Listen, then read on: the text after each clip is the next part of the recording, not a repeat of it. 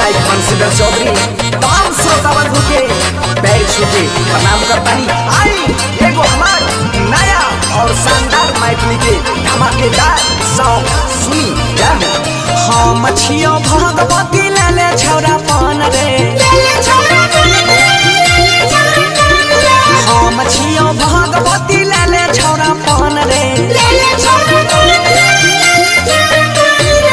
तोरा बहू के बेटा हो तो रेबे के बिहान रे, और राहुल के फूल तोड़ के जला दिसे नान रे,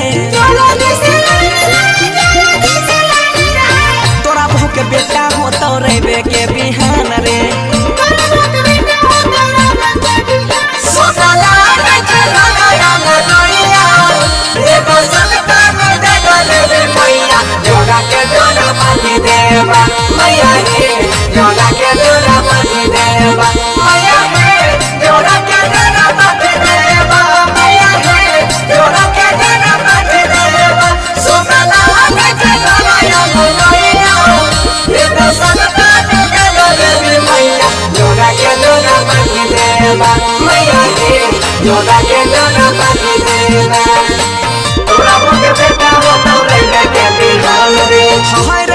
कोई खिए कर डहनिया जोगिन रे,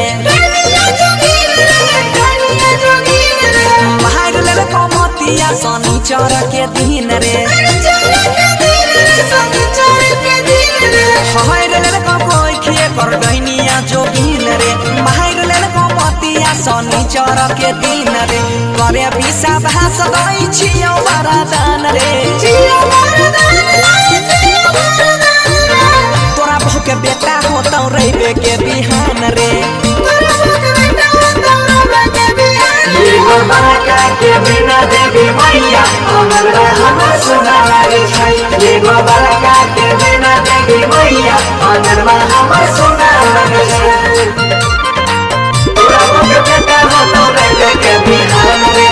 तोरा के बेटा हो तो रेबे के बिहान रे, गछने जे रही दैले परतो जोरा पाठी,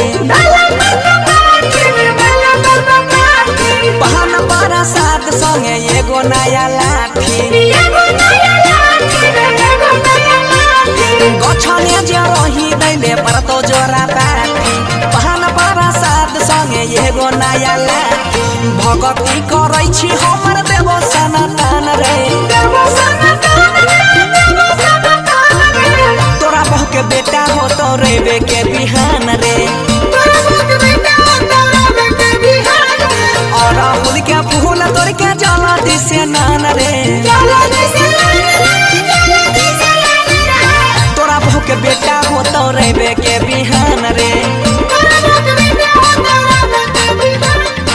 तोरा बहू के बेटा हो तो